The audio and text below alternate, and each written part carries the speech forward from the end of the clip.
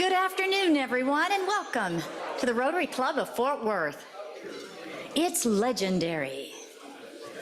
We'll begin our program with an invocation led by Victor Neal, VP of Marketing Development, Hope Farm. There you are, Victor.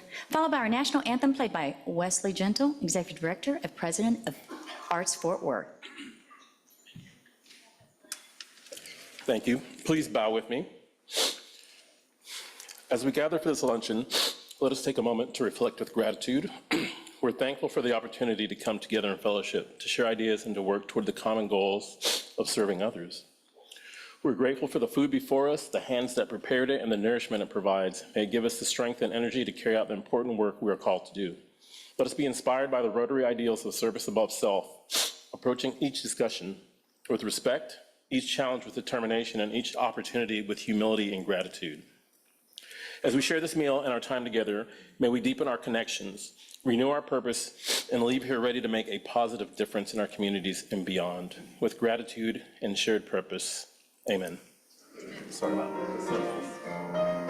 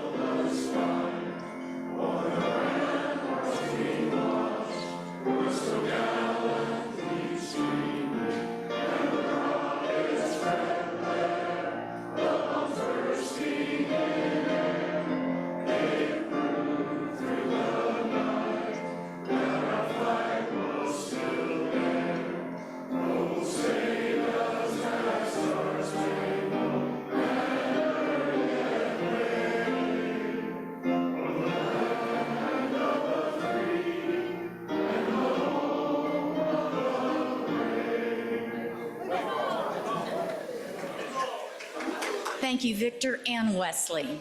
Everyone, if you would remain standing for a moment.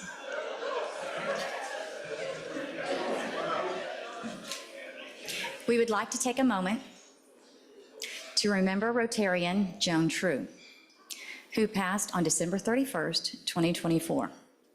She was a longtime Rotarian since 2002 and a Fort Worth icon. She was kind, smart, and admired by many of us. Dear friend, we will miss her and thank her for everything she did for our beautiful city. Now let's just have a moment of silence.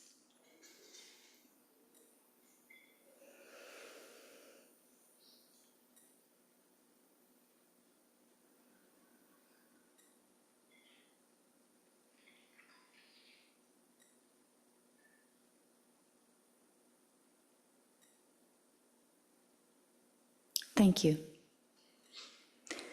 You may be seated now.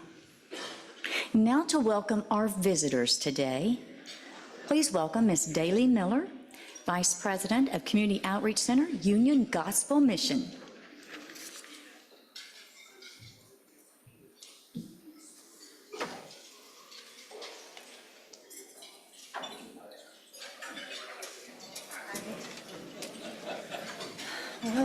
Welcome, and happy Friday. We would like to welcome our guest today, Josh Norman. We have Pete Darling, Adam Henry, Nancy Amos, Patrice Parks, Andrea Ash, Jess Cole, Jordan Marlia, Kevin Leese, Ed Mickelson, Mary Beth Gallen, Daniel Surratt, Ryan Shara, sorry if I'm probably completely butchered that, Wally Tate, Chris Daniels, Catherine Smith, and Victoria Pritchett. Welcome. Thank you, Daly. Great job. And welcome to all of our guests today. We also want to thank Creative Office Furniture for their sponsorship today. For more than 30 years, they have focused on a vision of innovative office spaces with design creativity. Their team is passionate about finding the perfect solution for your project and will stay fresh and exciting for years to come. Thank you, Creative Office Furniture. Now's the time. Thank you. Now it's the time to recite our four-way test. What is the four-way test? We do have a lot of guests in here today. This is a roadmap for how we as Rotarians live our lives, not just here between these two bells at lunch, but in every interaction we have with others. So please join me in reciting our four-way test. First, second, third, and fourth. Thank you, everyone. And now, ladies and gentlemen, one of the many moments you've been waiting for. Please help me welcome to the stage our newscaster, Miss Kathy Neese Brown, Chief Strategy Officer and VP Mission Support with James L. West.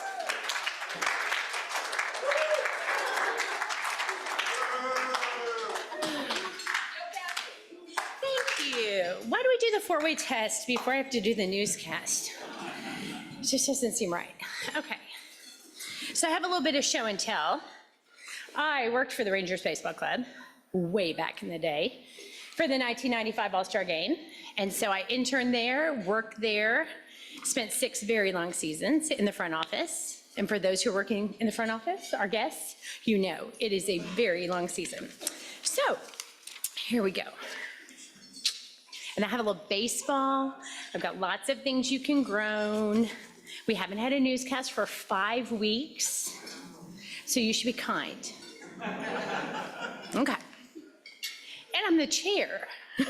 So I'm filling in today. This is a 48-hour newscast. Okay. Okay, it's been pretty cold this week. You guys are so good. Yeah, I've stayed home warming my hands in front of the TV. I saw that others gathered around Cybertrucks to stay warm. The vehicle has pretty cool options. It can go from 0 to eternity in 1 second. Sales are going through the roof.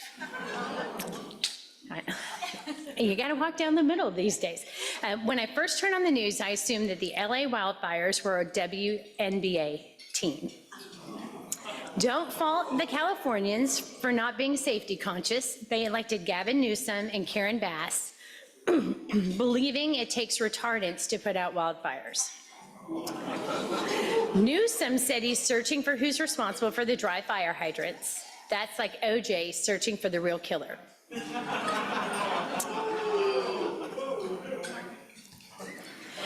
The LA wildfires have followed a 7.0 offshore earthquake and rogue tidal wave. Yep, every day I turn on the TV to see which chapter of Revelations we'll be doing today. The Bible. Did you know that God was a baseball fan? It's true. It's in Genesis chapter 1. Where's Rabbi Mecklenburger? Oh, I don't know if he's here. In the beginning, like big inning. Got it? Oh. Okay. Here's another one for good measure. Where did Noah keep the bees? In the archives. Okay. You might be a Rotarian, God bless Bernie Appel, when you think the last words of the Star-Spangled Banner are, play ball. Yeah. A cattle trailer broke down in Arlington on the way to the Fort Worth Livestock Show. They were unloaded and held at Globe Life Field. They were looking for the bullpen.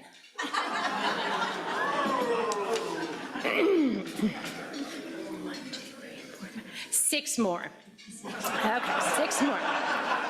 6 more. I hope you guys are having an easier time up here. I bet you will. Okay, pitchers and catchers report to Surprise, Arizona in just 3 weeks or so. I just learned from pitching coach Maddox that to improve the team's overall performance, springs have been scientifically added to the players' cleats. You guessed it, it's spring training. He laughed. Okay, it's late January and the days are getting lighter, and so are the TV commercials.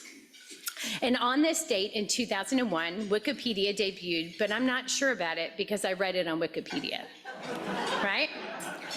After 15 months of war, Israel and Hamas have agreed on a ceasefire and hostage release deal. Hamas is negotiating under Islamic law, Israel negotiating under Judaic law, and the U.S. is negotiating under Murphy's Law. And yes, we just missed it. This week was the 57th annual Idaho Potato Conference and Eastern Idaho Ag Expo, presented by the University of Idaho. It was January 22nd and 23rd. Big news was that Mr. Potato Head was disinvited. You got it? He's a persona non grata. And in closing,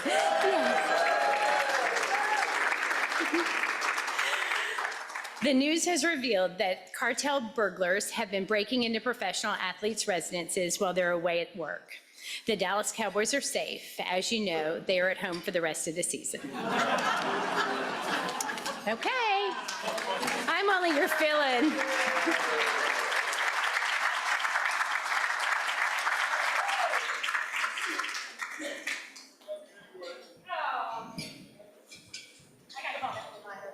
Thank you, Kathy. You never let us down. And for another special moment, to announce a Rotary Grant Award. Please help me welcome past President Rachel Marker, Strategic Account Executive with Healthcare Miller Knoll. Rachel.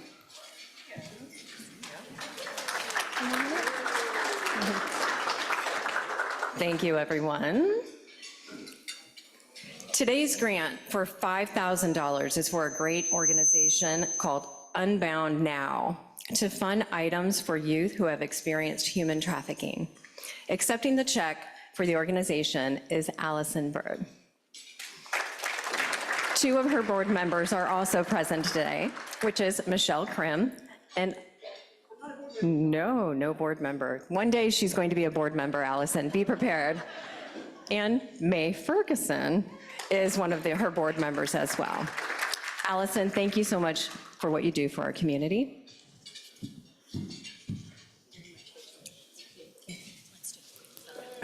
As a reminder to the club, we can only make these grants through the generous support of membership, through our membership. So please consider helping make these grants possible by donating to one of the charitable funds, as a QR code is up on the screen to make it easier for you. So give and give often. Thank you.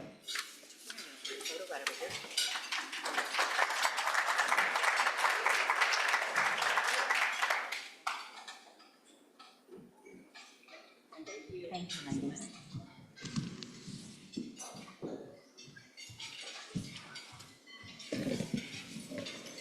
Thank you, Rachel, and thank you, Unbound Now, for all you do. We appreciate you. And now, what do we get to do? We get to recognize our new members, starting with first readings. Here's our Rotary Secretary, Christina Judge, Executive Director with Mental Health Connection of Tarrant County. Thank you, President Rebecca. As she said, we have 5 first readings today. That's awesome. The proposed members are Gina Bivens, who works for Fort Worth Community Engagement. Her proposer is President Rebecca Montgomery. Our second is Baldwin Brown, Title Principal, Company I.M. Terrell Academy for STEM and VPA, Classification Education. His proposal is Randall Fluke, proposer, excuse me. Next, we have Drew R. Carlton, Title CEO, Company Mesa Springs Hospital, Classification Behavioral Health Care. Proposer, immediate past President Kirk Driver. Next, we have Chris Daniels, who is the Deputy Chief of the City of Fort Worth Police Department. Classification is law enforcement. Proposer is immediate past President Kirk Driver. And last, we have Gina Scholl, Title Community Relations and Special Events. Company is Higginbotham. Classification is insurance and finance. Proposer is past President David Campbell. If no written objections are received in the Rotary office by January 31st, these proposals will be given a second reading and voted on by the club. Thank you.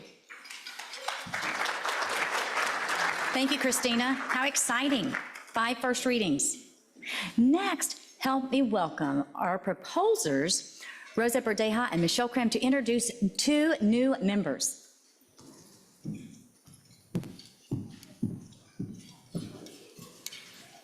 Hey, friends. So, no newscast, but I got promoted to do a new member introduction. So, come on up, Leslie. So, Leslie and I are both business owners, and we work together on Ensemble Co-working, which is where I met her. And I learned that Leslie has the amazing talent to drop a lot of F-bombs at the office. One day we were in an open co-working space, and she's at a desk a few feet away, talking to some friends, telling a story, and I'm on a business call, and I hear 1 F-bomb, then 2, then 3.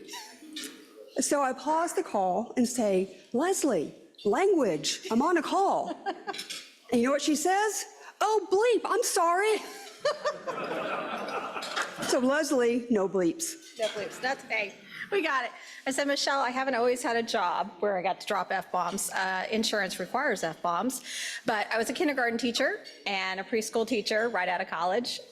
Drove a Dodge Dually, which most people, as many tickets. If you did my auto insurance, you would be surprised that I got away with driving a Dodge Dually. And also spent about 7 months in Ireland. So did a study abroad program. So fun stuff about me. I own a health insurance agency here in Fort Worth. I've been here 10 years, originally from Rockwall. My husband's a mid-cities Fort Worth guy, so here I am.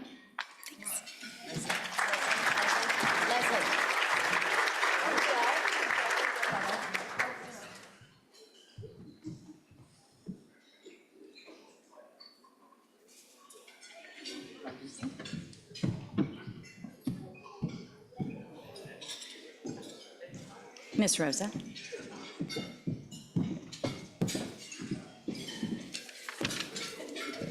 Hello, it is my great pleasure to introduce you to my friend, and soon he will be a friend to all of you, Joshua Friend. Many of you have already met him in his role as Director of Regional Development for UTA Fort Worth, since he's been a guest at Rotary 33 times. But you know what they say, 34th time's a charm, and so today, he finally agreed to become a member. Josh is a remarkable gift to the world, thanks to his extraordinary talent in music as an opera singer. Born and raised in England, his voice has taken him across the globe, performing in many countries, including Scotland, Wales, France, Germany, Finland, Czech Republic, among others, performing in 8 different languages, y'all. His gift would eventually lead him to move here to Fort Worth. While performing in Austria, he was approached by a visiting TCU professor who offered him a full ride scholarship to TCU, which of course he promptly accepted, and 2 weeks later he was on a plane embarking on a new chapter. That was 10 years ago. Josh, I am honored to call you my friend, not just because that is your name, but because you truly are a great friend to me and my family. Look, you even got my husband Ed to come to Rotary today, and he doesn't do that for even me, you all. Of course, Coach Maddox may have had a little to do with that as well. So please join me in welcoming our newest member, Joshua Friend.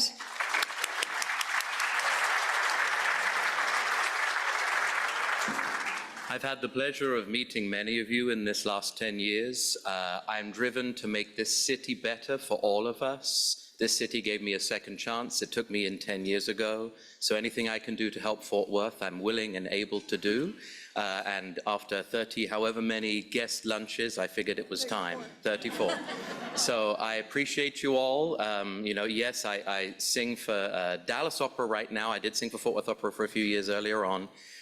And now I'm in this regional position trying to help UTA with their Westwood venture, but previously was with Regina Faden, if she's in here somewhere, fundraising for the Science Museum here in town. So thank you for having me, and I look forward to many more non-guest lunches.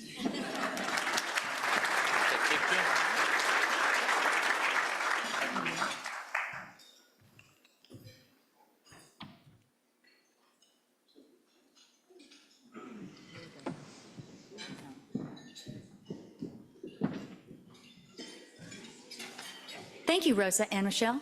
And welcome Josh and Leslie. We're so glad you're here. We love growing our club with new members. That's what makes it all possible. Okay, now it's time to play ball, y'all. Step right up to the plate, Mr. Mark Maurer, our chairperson of the day, account executive with Spectrum Business.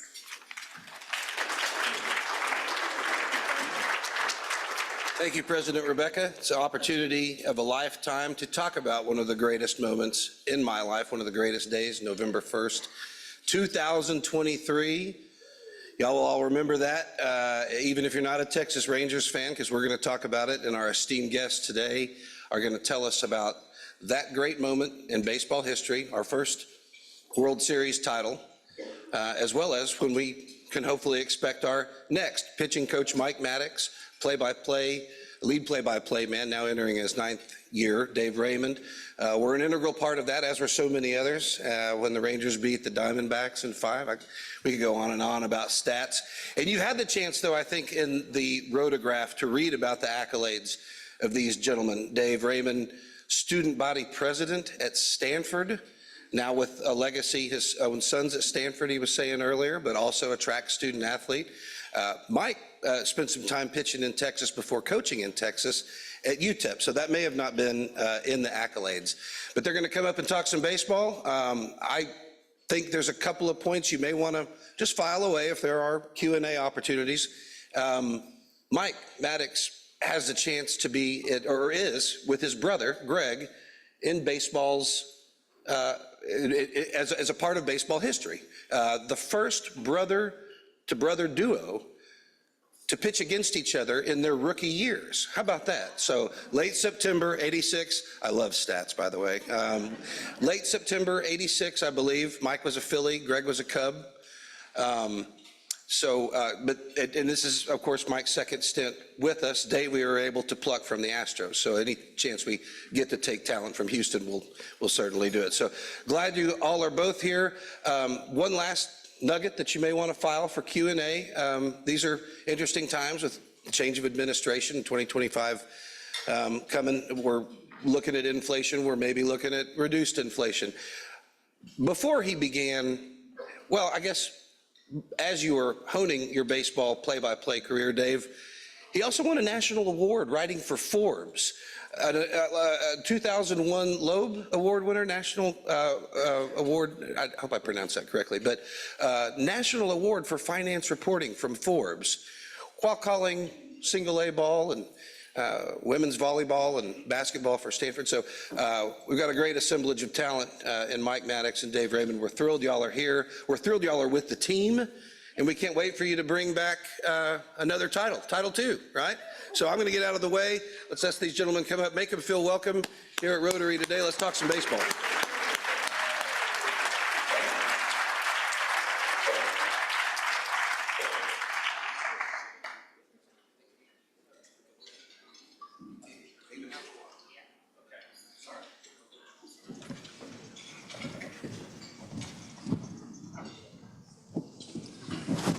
All right.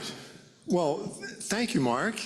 It's very nice. Thanks to all of you for coming out and braving the weather today as we get ready for baseball. Obviously, this time of year is when we do this kind of stuff. And it's for that very reason, right? Just to help encourage everybody to get through these sunny 45 to 55 degree days. Aren't we doing our best? This is a tough gig for us because Kathy killed it up here. That was very good. Really, really good. You know, Josh just wowed us with that beautiful accent a moment ago. That wasn't even on the schedule. I wasn't aware of that. Leslie's F-bombs, by the way, you'd fit right in. I mean, you are one of us. So anyway, Rebecca and everybody, Mark, thank you guys so much for having us.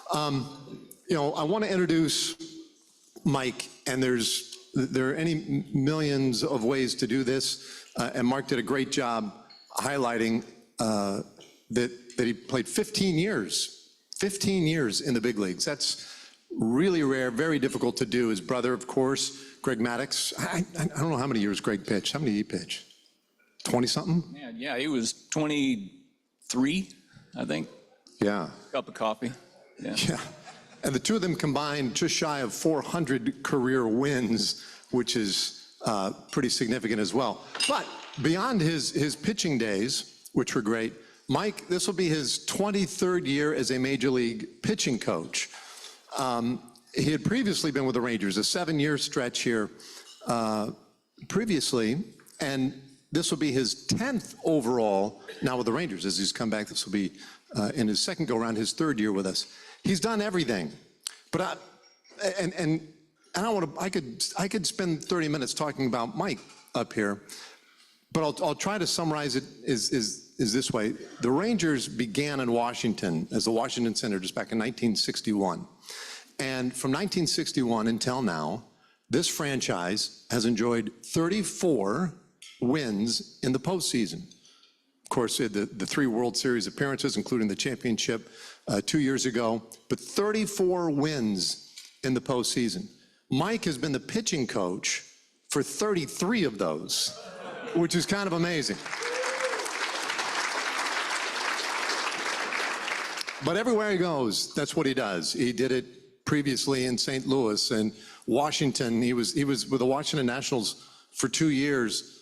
They won the National League East Division title both those years, and they had the Cy Young Award winner, which is the best pitcher in the game, both those years as well. He has an extraordinary talent for working with pitchers, and he helped us win a World Series 2 years ago. So the highlights for you, the World Series championship, pretty exciting stuff. What's the greatest moment, greatest memory you have in your many years in the game?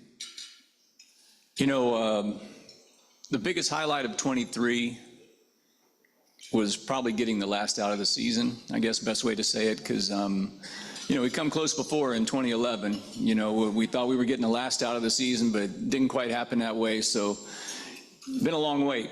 And after 41 years in the game, you know, finally was on the field for that last out of the season.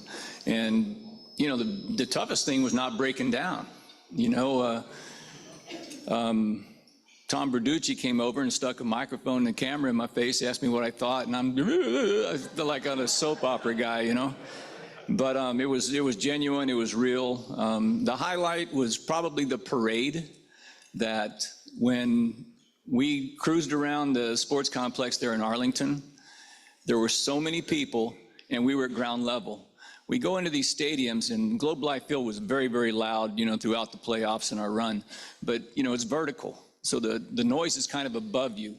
We're in this parade, and we've got whatever they came up with, 800,000 people surrounding, but we were at ground level with them, and they were hooping and hollering, and it was one of the most surreal moments of my life.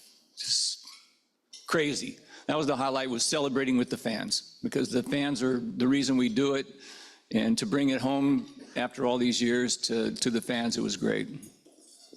Yeah, and I don't know if you remember this or not, but that year, you and I did a Rotary appearance about the same time of year, and a question from the crowd came up, and they said, like, who's your pick to click, or something like that? Who, maybe give us a name of somebody we might not be sitting on right now that will be, you know, great this year for the Rangers. Do you remember that? I do. Do you remember your answer? Was it Spencer Howard? It was the guy who got the final out of the season. Josh Sabors. Yeah. Yeah, that's right. I did say Josh Sabors. Yeah, I remember that now. He did. He did, because we argued over how you pronounce the name. And he brings up a really good point about Josh, because his last name is spelled S-B-O-R-Z. But we all call him Spores. He calls himself Spores, but you call him Sabors. Sabors. Yeah, All right. read it like it's, you know, read it like it's spelled, you know, that's kind of how I go. That's why I give nicknames to everybody, you know, because you go into spring training like here in a couple weeks, gonna have 33 guys. I'm gonna know 20 of them, probably, but there's gonna be a dozen to, 15 new guys, and then the minor league guys come over, guys you've never met before, and you're trying to put names to faces, but somebody's got something that you can click on, all right? Like Funny Gal. All right, Kathy, funny gal. All right, I'm going to remember that, funny gal, right? Josh, my buddy, amigo, friend, you know, going to remember that one because friend's an easy one. But you always got to come up with something. So Subwars was something that we could remember. There's other nicknames too, but they're kind of like start with like Leslie's favorite word, you know, which can't really repeat. That is true. Mike has a language actually all into himself. One day there'll be a great documentary about it, I'm sure.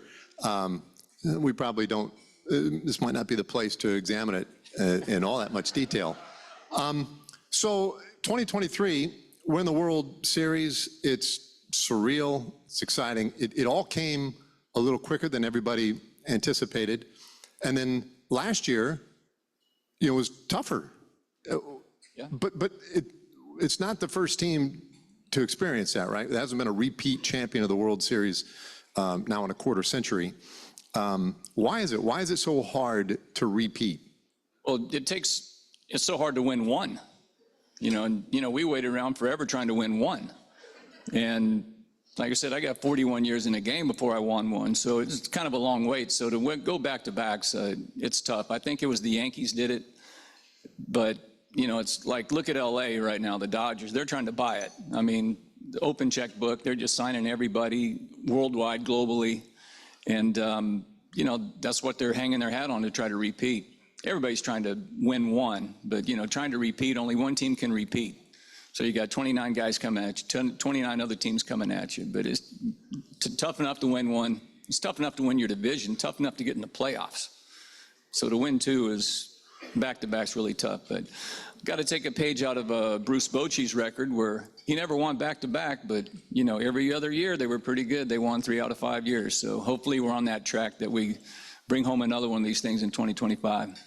All right, well, it actually, like you say, it lines up that way on the Boch schedule, but you guys made a lot of improvements to the roster this offseason. In particular, you should be the beneficiary of some of this, right? Because it is, you got a host of new guys in your bullpen. Can you just, I guess, run down a little bit what we can expect to see from your pitching staff this year? What gets you excited and where some of the question marks might be? Well, I guess the excitement is the re-sign of Nathan Eovaldi. He was probably our biggest free agent. He's the anchor of our staff, not what he does. You know, he's really, really good when he's on the mound. He's really good on the mound. But what he does on the mound is just a fraction of what he brings to the clubhouse and to the team. This guy's not only like my assistant coach. I mean, he offers information, he offers help to, you walk through the door, you're his teammate. You know, you have first day in the big leagues. And Evo's down there watching your bullpen. He studies you, and then he asks me, he goes, you know, you see this? And I go, no. He goes, yeah, right. Okay, I see it now. You bring it up. And then Evo says, you want me to talk to him about it? I go, absolutely, absolutely. You do it. You know, you got one guy to worry about. I got 15, you know. So you go ahead and take care of it. But he's that kind of guy. He wants to help. He wants everybody to get better because he wants so bad to win. And he leads from the front. So anyway, re-signing him was kind of big. Kind of got off the question there, but Evo's, I got a man crush on him, let's just say it. Right. They put the cameras out one time. I remember it was Kennedy Landry. She had a little mic camera, and she was trying to get something. It was like Evo's birthday or something, and she goes, well, what can you say about Nathan Eovaldi? And I said, that is one handsome man. And she goes, tell me about it. So getting Evo back was really big. We did have holes in the bullpen, or, you know, we had the nucleus of the leverage arms in our bullpen last couple of years. Jose Leclerc, David Robertson, Kirby Yates. All three of them had really, really big years for us last year. All three were free agents. I can get into some other stuff that I shouldn't, you know, as far as like TV contracts or lack thereof. So I can't play the CFO, you know, of the organization, but the fact that we didn't have one going into the off season, it's, well, what's our budget? You know, it's not my concern, but these were the things that we had to put up with, or that we have to work around. And not knowing how much the budget was going to have, who could we sign? Well, we still found money for Nathan, but finally they get something going. Now we started signing guys. So we signed Chris Martin, He's an 8-footer. He's from Wichita Falls, so he's a local fella. And he's been here before. He wanted to come back. He had last year, you look at his numbers, he did have injuries, but when he came back, I'll just tell you this, you want to put the ball over the plate. He had 3 walks last year. He had 56 strikeouts, something like that. So, 56 strikeouts and 3 walks. I look forward to seeing that, a guy that can throw strikes, all right? I like that a lot. We signed Jacob Webb. He's been with the Orioles. And sorry about it, but, he was with the Orioles the last couple of years and, had 60 games and been a workhorse for the Orioles and did a nice job. So we signed him, really good changeup type guy. Trying to think, there was someone else in there. Sean Alexander, Hobie Milner, there's been a... Hobie Milner, another local guy, North Richland Hills. Side slinger, went to UT, hook 'em horns, we don't like them, but gig 'em frogs, right? You went to A&M, right? That a baby, gig 'em. Yeah, picks up UTEP minors, But Hobie Miller, he's an interesting fella. He's a side slinger, all business from the left side, as we say. I'm looking forward to seeing these guys because some of these guys, they need a nickname so I can remember who they are so I can talk about them. But right now, I was doing a schedule yesterday, and I've got 33 guys that I got to get on a schedule, and I'm already up to 307 innings, and we only have 280 available. And I'm not finished yet. Be some B games. Yeah. They're going to get to throw. I do like to come back. Last year we had the debuts of Kumar Rocker, who did some nice things for us. Really like to have him be solid. And if we get Jacob deGrom back healthy and we can get, 25 starts out of him, it's really going to give us a strong look at the staff. Yeah, I was about to bust your chops for talking about the pitching for this year, and you got all the way to the end without mentioning Jacob deGrom, who, and in fairness, we haven't seen a lot of Jacob deGrom, but when he is healthy, when he is able to go out there every day, where would you put his stuff, his abilities in context with other pitchers you've seen, not just in today's game, but historically? It sounds crazy. It really sounds crazy. But of all the time spent in the game, when I watched Jacob deGrom pitch in 23, and he was hurt, all right? The last pitch he threw that season was a 102-mile-an-hour fastball, strikeout looking, all right? Dotted it down and away. And he comes and he goes, something's not right. And I go, dude, you just 4 innings, nobody's reached base. You got to come out of the game. You're perfect through 4. But something wasn't right. And to watch this guy excel, even though when he was hurt, it's by far the best I've seen. The most talented pitcher I've seen. His ability to pair velocity with command and just life on the edge, pretty impressive. And you look back at his track record, he's got 2 Cy Youngs, both healthy years. He's thrown 200 innings 3 times. But then you look at him as a human kite frame, all right? The guy's 6'4", weighs about $160. And see, something's got to give. It's just amazing to watch this guy throw the ball because he's not a very big guy. He's stronger than Knox, but not very big. But what he can do with the ball that nobody else can. He's the unicorn. He's the best I've seen. Yeah, he is. I bring it up just because we're hopeful. He's healthy. He came back last year, pitched at the end of the season. It's very hopeful to, he's talking about making 25, 30 starts this year. And we'll ease into it. Everybody can just kind of ease into it. But I would tell you, you figure 25, 30, half of those, let's say, are at home, half are on the road. That doesn't give you enough, frankly, opportunities to come out and see him. It is the most electrifying athlete, performer on the field that you'll ever see. I mean, he's the Barry Bonds of pitchers. It doesn't seem possible when you watch him. You're like, you can't do that. So if you're inclined to come out to a ball game sometime, you might check and see if Jacob's is scheduled to pitch that day. It's kind of a can't miss opportunity for you. Robert Garcia, one last name I wanted to throw out there because we added him this offseason as well. Not as well known maybe as some of the other fellas. What can you tell us about Robert? Robert Garcia, big strapping lefty. He was with the Washington Nationals last year. We acquired him via the Nate Lowe trade.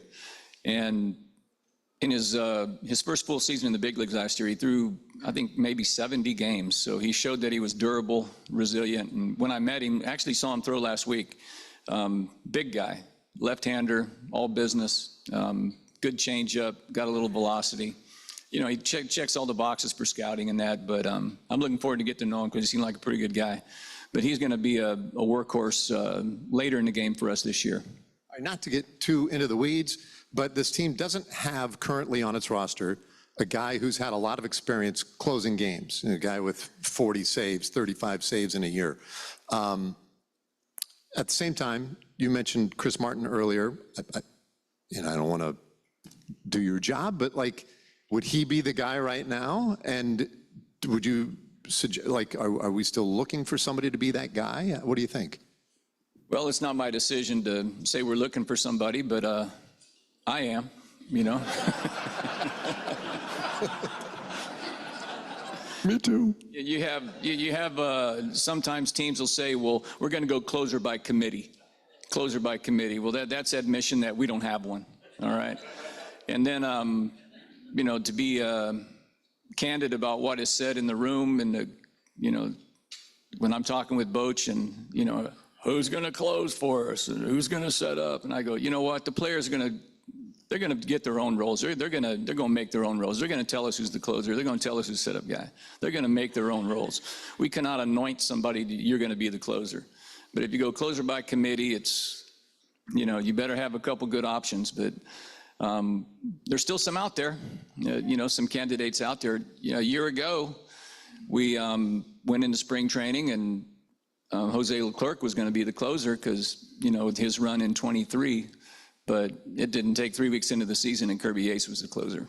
So he pretty much showed us that that was going to be his role. He grasped it and saved 30 some odd games and all-star team. And of course the Dodgers just signed him, you know, they added what the rich get richer.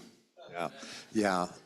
He was awesome last year. So closer by committee then, that's interesting because this has been a debate now for I don't know how many, couple decades anyway, where some people would say it's 3 outs. You got to get 3 outs in the 7th inning. You get 3 outs in the 9th. What's the difference? How could it possibly be different? A good pitcher should just get good hitters out. And then you have other people who would tell you, no way, these guys need to know their roles. They need to be prepared mentally for whatever it is. Where do you come down on that? And why is it seemingly so hard to get those final 3 outs? Well, the 9th inning isn't for everybody, all right? But I would just say this, we all walk our dogs, you know. We walk on the curb, you know, we still kind of test ourselves, you know, my balance is good, I'm gonna walk on the curb, all right? Knowing that, you know, the ground's only this far away. Well, you put that curb 10 feet in the air, all of a sudden it's a little tighter rope to walk, right? That's kind of the 9th inning. You know, if you're pitching the 7th inning and you're struggling a little bit, well, the safety net's below you, we bring somebody in, all right? If you pitch in the 8th and you stumble a little bit, we bring somebody in behind you. In the 9th inning, nobody's behind you. You're jumping without a chute. I mean, you better land in the water, all right? It's, like I said, the buck stops here. There's no one behind you. It's your game. We're either going to shake your hand or we're going to pat you on the butt and tell them get them next time. So it takes a rare guy that can step up and do this year after year. And that's why closers are not a dime a dozen. Good closers they're tough to find. And when you get one, you really enjoy it because they shorten the game up. And they're also expensive. So in this day and age, there's a lot of information, as we all know, and this is always a topic. There's a ton of information that's gathered and disseminated, and I think there's some that we're all still trying to figure out from time to time, figure out the value of certain things. It could be overwhelming as you know, someone who's not in those same rooms and doesn't have the mathematical expertise. I find it overwhelming at times to fully understand it. You have come from your days as a player when none of that information existed through to today. You've made the transition with everybody. How much of that information is really helpful? Has there been an aha moment? Has there been something that's come from all the data we gather that really has been a powerful eye-opener that you felt yourself really embracing is in part of how you coach guys? I've always been a statistic guy, and a lot of the stats I look at that I find I think they're important. Now, there's some other stats, they call them analytics, all right, but it's still a statistic, but they're kind of made up, like that you can't, when you have a batting average, it's result-based. When you have an ERA, it's result-based. If you win a game, that's result-based. A lot of the analytics are, well, if this happened, this could be. And you're like, well, okay, but, if this guy does this, he's going to hit 288. And I go, well, I'm going to look at his baseball card. He hit 210, 215, 212, 218, 222, 208. He's probably going to hit somewhere in there because that's what he does, all right? But like they had this one called BABIP, all right, batting average balls in play. And when this one came out, Adam Dunn was playing. I don't know if y'all remember Adam Dunn, but Adam Dunn was kind of like Joey Gallo. It was a home run or a strikeout or a walk, okay? And they had Adam Dunn up there, and I saw this thing that says his BABIP is 410. And I'm going, 410? I said, well, Ted Williams, the last guy to hit 400, right? I go, how's Adam Dunn hitting 400? They go, oh, no, that's his balls in play. He's hitting 410. I go, he's hitting a $180. What are you talking about? I mean, he's a 180 hitter. No, he's 410 on his balls in play. And I go, what happened? He strikes out all the time. They go, oh, well, those don't count. Those don't count. This is only the balls in play. So there was an aha moment that I said, I'm not listening to this stuff, all right? Because last time I saw, if you strike out, you're out, all right? I'm trying to get 27 of them. Somehow in a game, I'm trying to get 27 outs. So there are some that are good, all right? I love the whip. The whip is walks and hits per innings pitch for a pitcher. So if your whip is 1, you're like really good. If it's less than 1, you're sensational. You're having a banner year. So I look at the whip, and that'll tell you, a guy's body of work, that it's pretty impressive. The guys with a 1.1 or a 0.9 whip, those are your all-stars. Those are your elite guys. How have we gone from Betamax, watching your games on VHS tape, to watching them now when you get them on your phone? I mean, it's totally different. So the information that the guys have now, it does not stop. It does not stop. They can get more information, and sometimes the information is helpful. Sometimes it's too much information, and I call it my theory about the kid from Iowa that's allergic to salt water, but he doesn't know it.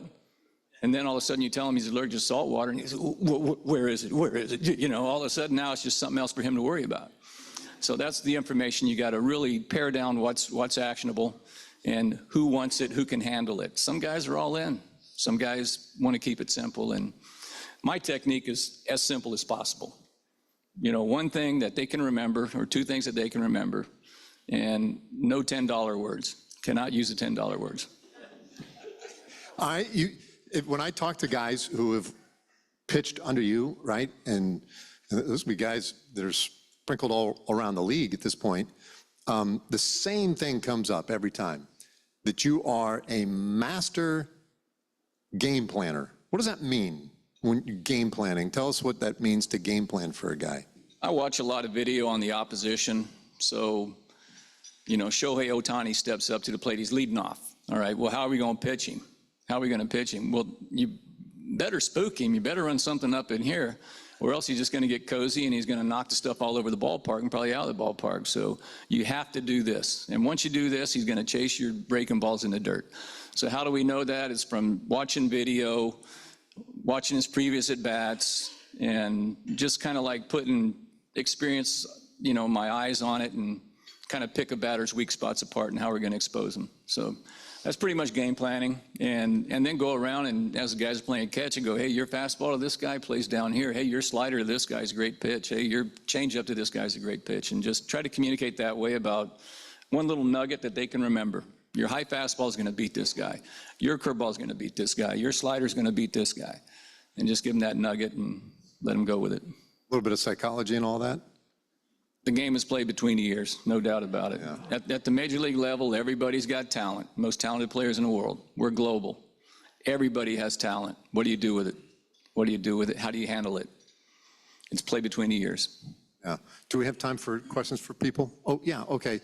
Yeah, go ahead, back there. You're... Coach, could you entertain us just a second with what it was like to coach the Cuban Missile, Geraldo Chapman? Oh, Chappie, what a beauty, man. This guy, he walks up, he's, just looks like a superhero. And when we acquired him, we threw him that night, and he's throwing 100 and went right through him. And we talked about players make their own roles. We said, this guy's going to be our closer. He's going to be our closer. But then he was too valuable to pin into the ninth. And we said, no, we'll use him in the 6th or the 7th, whenever we need him. But what a remarkable guy. And he's a little bit long in the tooth now. But he was still giving it as all he had, and he was really good. But then we found out that if we threw him back-to-back days, he'd probably need about 5 days off because he was getting a little bit long in the tooth, wasn't as resilient as he used to be. So it was a learning curve with him, but this guy, just a wonderful guy, big smile, bigger biceps, and some kind of dresser. Oh my gosh. I mean, this guy, he looked like straight out of a fashion magazine. Yeah. He'd get dressed up with those big muscles, kind of sexy. Yeah, that's true. Go ahead, right here. So, having been a long-time Rotary fan, every time you walk out into the mound, you talk about it being a psychological game. So, all right, so what is really happening there when the pitcher sees you walking out? Are they, oh my God, I know at some point, but like, are you saying, I want to repeat for their officer? What are you saying to them? Well, a lot of it depends on the person. It depends on the person. You're either going to loosen them up with a joke, or you're going to, verbally chastise them, kick them in the butt a little bit, whatever it takes to motivate them. But usually it's, what are we going to do to this next guy? Because we got to get him out. And I give him that game plan. Your slider to this guy's really good, but you got to run something up in here on him and then go to sliders. The hand on the shoulder, I think it's a connection. We're in this together. And what used to be, brotherly love became fatherly love, and damn, now it's like grandfatherly love. Okay, over here on the right, Occasionally you'll do the 2 hands on there. What is that?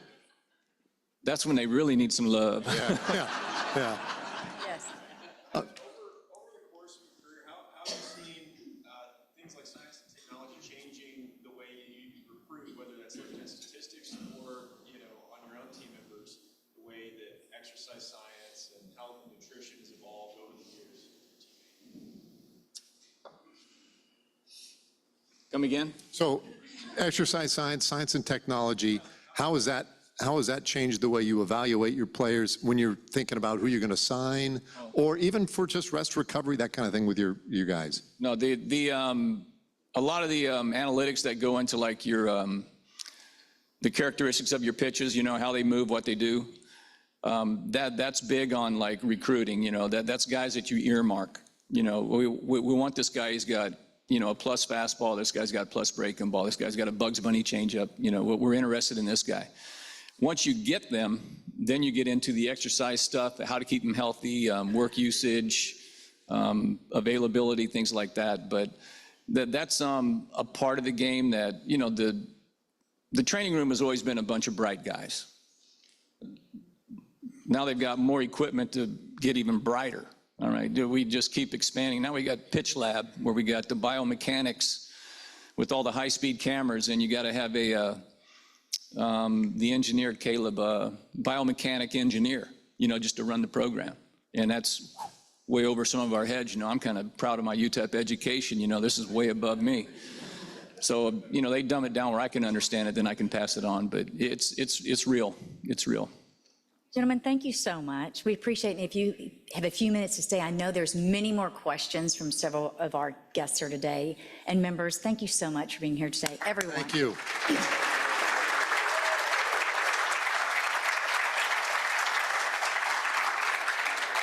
To show our appreciation, we have made a donation in your name to the Rotary Polio Plus Foundation. Thank you so much, and we hope you come back soon. Thank you. Anytime. Thank you very much. Thank you. Ed McLean, where are you? Okay, it sounds like we need a Ranger social. when Jacob is pitching. Okay, so I'm going to put you on that. All right, Ed, sounds good. Thank you all. We have a few closing announcements. Last month in December, we had our Board of Directors elections. Thank you all that participated. We needed that. Our new Board of Directors include Jason Ellis, Bill Fairley, Karen Teschall Johnson, John Loudenslager, Ed McLean, and our new President-elect, Ann Sheets.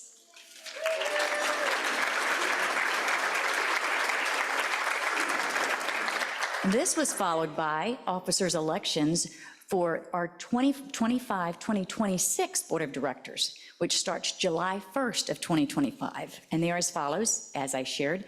It will then be President Ann Sheets, immediate past president, yours truly, President-elect Tom Law Jr., and that's the term of 2026-2027, Vice President Robert Stearns, Secretary Karen Teschall Johnson, Treasurer Jason Ellis, Sergeant at Arms Chris Jordan, and other directors include Harriet Harrell, Christina Judge, John Loudenslager, and Ed McLean.